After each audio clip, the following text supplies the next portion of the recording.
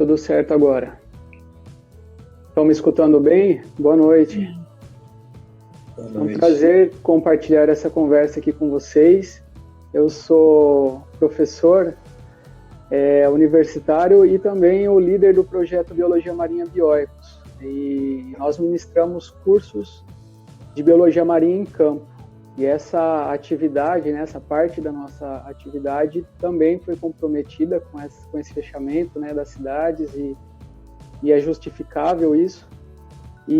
Mas 90% do nosso trabalho de divulgação científica, né, a parte de divulgação científica continua a todo vapor. A gente até está intensificando mais esse trabalho de divulgação científica que a gente faz através das redes sociais, do site, do canal do YouTube, Instagram.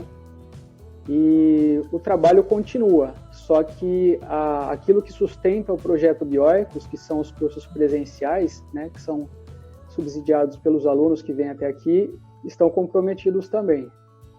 E a gente vai conversar sobre essas soluções aí, como que a gente vai passar por essa. Isso aí, é uma época que ninguém viveu, né? Ninguém estava esperando também. Quando a notícia surgiu na mídia desse vírus na China, ninguém imaginava as proporções que isso ia tomar e o quão severo seria esse rápido contágio, essa curva, e depois do que aconteceu na Europa, em alguns países da Europa, realmente acendeu alguns pontos de atenção aí no mundo todo. Então agora a gente está tendo que, mais do que nunca, utilizar a internet para se manter conectado. Ainda bem que hoje a gente tem esse recurso, porque se fosse, eu recebi até um meme no WhatsApp, que imagina se isso fosse há 15 anos atrás, quando a gente tinha só um celular tijolão com o jogo da cobrinha, pacote de SMS limitado, ligação limitada, a gente ia ficar bem mais louco do que a gente está. E eu também, por outro lado, eu não sei se esse excesso de informação que chega para a gente serve para nos orientar ou para deixar a gente mais em pânico ou para a gente entender o que está acontecendo, né, no mundo inteiro. O que vocês acham dessa facilidade à informação nesse momento? Então, eu vou deixar uma fala, né, uma opinião que talvez sirva principalmente para os mais novos que estão assistindo a gente, os nossos seguidores. Porque a maioria de nós aqui já se concretizou, né, na biologia, seja lá qual for a área, ou no meio ambiente, como temos alguns colegas aqui. Então, acho que ficaria mais para os mais jovens que estão assistindo a gente, porque esse momento que a gente está vivendo, ele é único na história. Eu acho que a gente vai conversar sobre isso no futuro, ou as pessoas vão conversar sobre isso no futuro, como um antes e o depois dessa pandemia. Eu acho que isso vai ficar marcado, assim como o 11 de setembro ficou marcado na história, assim como grandes eventos que a gente lembra hoje, né, como coisas do passado, isso vai ser falado no futuro. E muita coisa vai passar, principalmente empresas, né? A gente ouviu falar que muitas empresas vão falecer, né, entre aspas, aí durante esse período. E o que a gente tem que fazer como empreendedores, como gestores, como líderes, é preparar a nossa casa quando ainda está sol, antes da tempestade. Deixar tudo pronto e organizado para o momento em que a tempestade chega. Né? Isso é uma analogia e é o exemplo que eu utilizo para falar como a gente trabalha aqui no Projeto Bioecos, né? Eu concordo com a fala também do Diego, que falou sobre, né, sempre estar esperando o melhor, mas esteja preparado para o pior. Né? Essas frases de efeito, elas fazem sentido nessa hora que a gente está vivendo esse momento caótico. E acontece realmente, as empresas que não estavam preparadas, que não fizeram caixa, que não inovaram, que não se colocaram à disposição para encontrar uma solução, vão ser diferentes depois desse período. Algumas nem vão existir, eu acho. Né? Então, a parte de gestão é muito importante. E essa preparação antecipada, né, prevendo certos percalços, é importante até para a nossa vida pessoal. Né? Uma reserva de emergência, por exemplo, a empresa precisa disso. E por outro lado, já que estamos vivendo esse momento, por que não aproveitar no bom sentido de aprender coisas ou se dedicar a coisas que vão modificar a nossa empresa daqui para frente? Ou o nosso empreendimento, o nosso projeto, o nosso instituto, que é o meu caso, do Instituto Bioicos. Então, o que eu estou fazendo é aproveitar para estudar muito. Já que esse confinamento é inevitável, eu estou aproveitando para estudar. Então, eu fico em casa e estudando e pensando e refletindo sobre isso e o que o projeto pode fazer para modificar essa situação, tanto internamente quanto as pessoas que estão acompanhando a gente. As redes sociais são importantes, sim, né? Desde que você saiba filtrar as informações. E esse é o objetivo do Projeto Bioicos, é fornecer informação de qualidade num determinado tema. O nosso tema é biologia marinha. E as pessoas saberem filtrar o que há de melhor aí para a gente absorver nesse momento, deixando de lado o sensacionalismo, deixando de lado o excesso de notícias ruins e usando a imaginação para pensar em coisas que vão melhorar o nosso futuro. Né? A gente sabe que muitas invenções durante as épocas de guerra surgiram e são utilizadas hoje nas nossas casas. Né? Motor refrigerado a ar, micro-ondas, um monte de coisa surgiu durante os períodos mais sombrios da humanidade. E por que não, nós também da área ambiental, não utilizarmos desse momento, que pode parecer muito sombrio agora, triste, né, dentro de casa, para aproveitar para imaginar coisas novas. Concordo muito com a Fernanda com relação à inovação relacionada ao ensino à distância, à educação à distância, à utilização dos meios digitais. Eu sou professor da Universidade Federal de São Carlos, no ensino à distância, do curso de Engenharia Ambiental, professor de Ecologia, então já tenho essa minha formação e sou professor no ensino à distância. E no projeto Bioicos, eu acho que 90% do nosso trabalho é desenvolvido à distância também.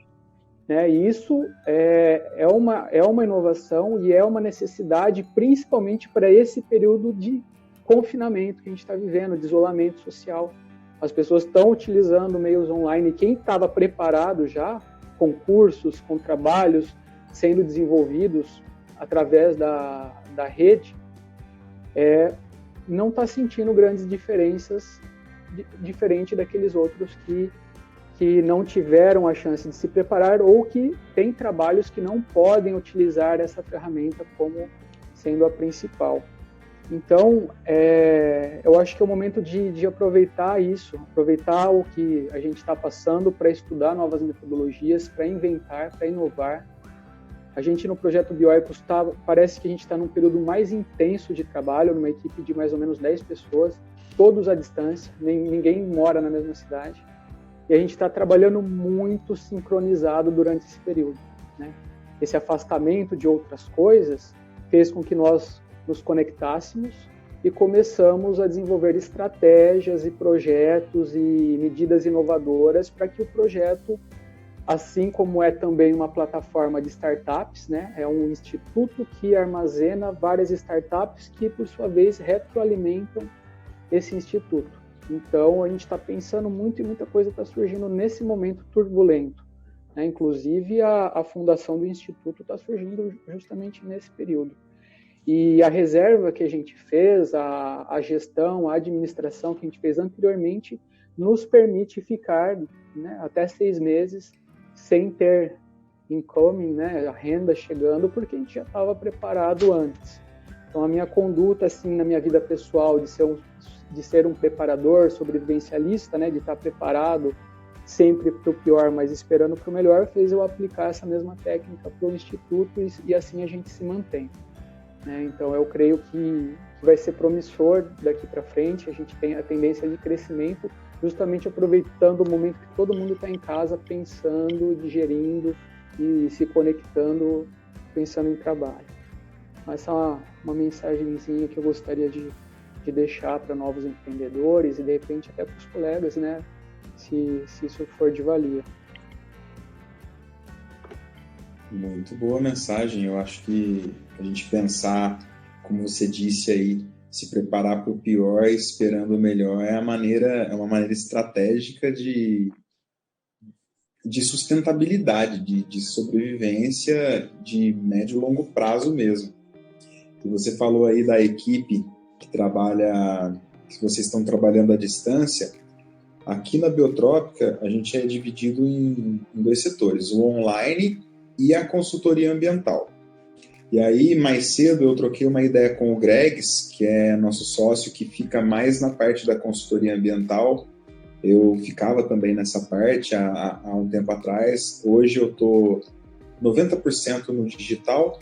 E aí eu fui trocar uma ideia com o Gregs. Falei, e aí, Gregs, como é que estão as coisas? A gente sempre se fala bastante, mas falei, olha, eu queria trazer um panorama dos bastidores aí da Biotrópica Consultoria para a live de hoje, para poder trazer aí a realidade que a gente está vivendo, como a gente foi afetado ou não, pelo menos nesse curto espaço de tempo, né? A gente não sabe quanto tempo esse confinamento vai durar, mas como que estão funcionando as coisas na parte comercial e na parte de mobilização de campanhas, condução aí de contratos em andamento.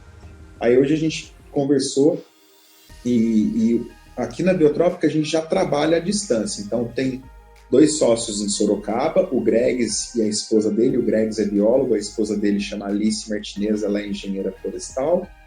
Aqui em Poços de Caldas fico eu, fica o Christopher Loyola, que é um biólogo que fica mais no campo do que parado. Em Pouso Alegre tem o Bruno, em Belo Horizonte tem a Natália, tem o Pedro, em Santa Rita do Sapucaí tem a Dayana, em Alfenas tem o Pedro e no Rio, em Niterói, tem o Léo.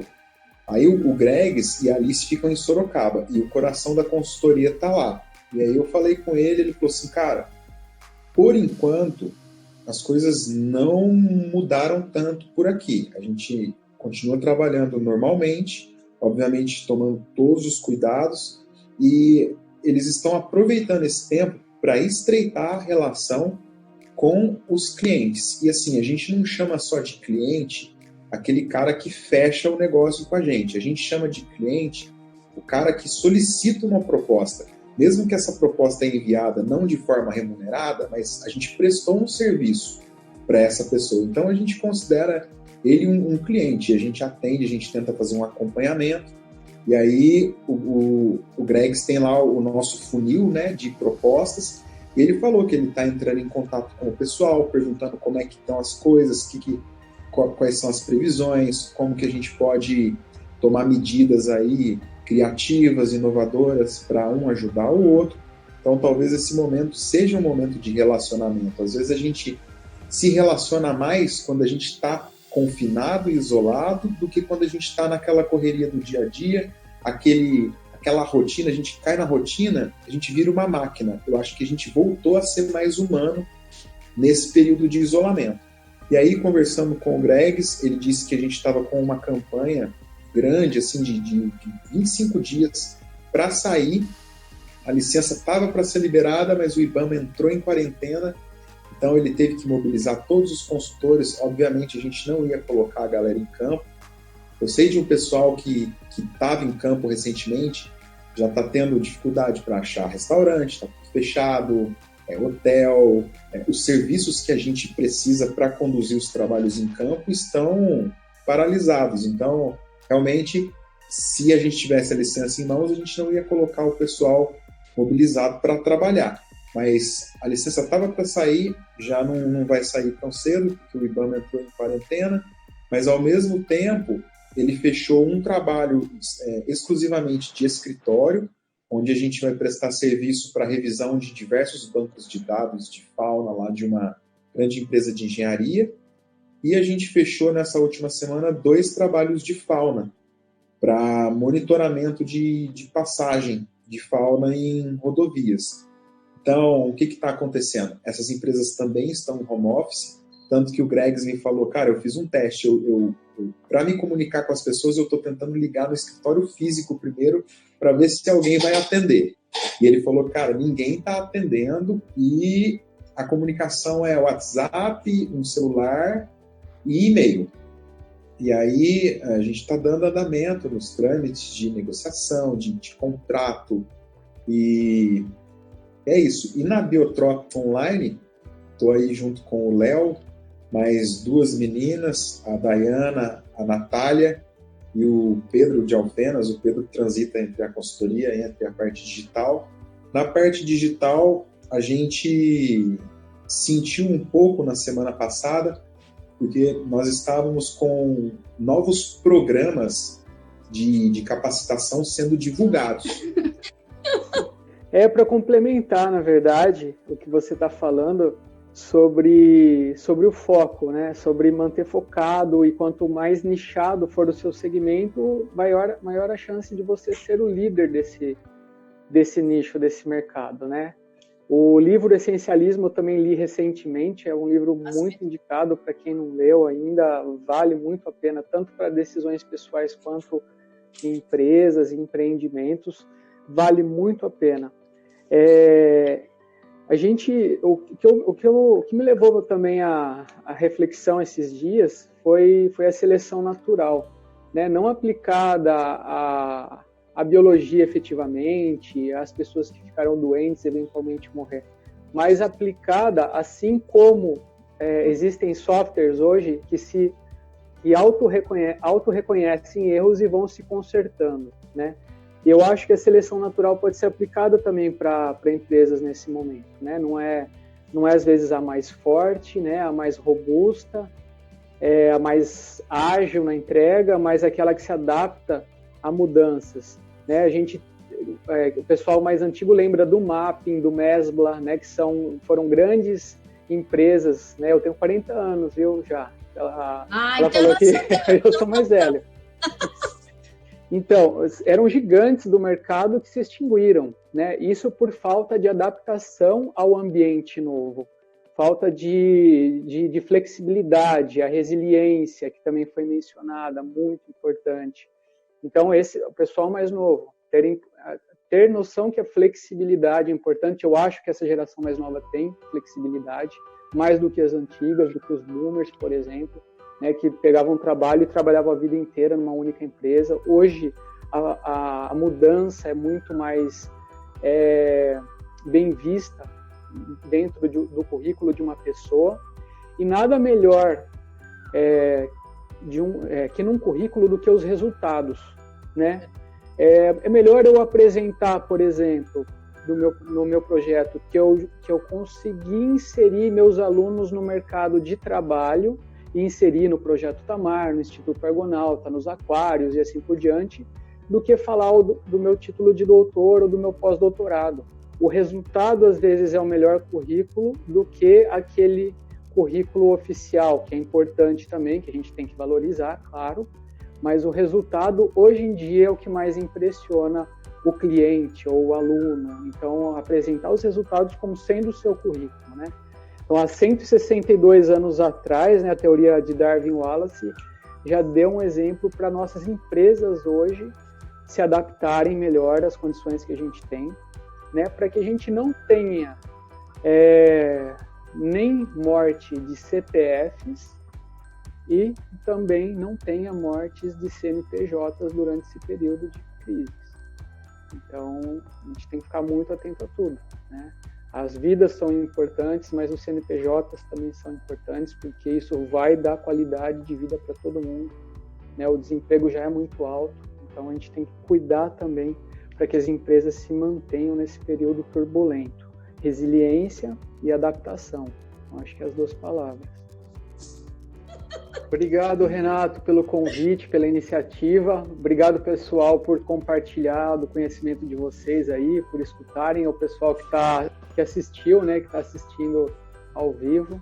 Eu preciso ir no momento, então estou me despedindo aí, me colocando à disposição para as próximas vezes já.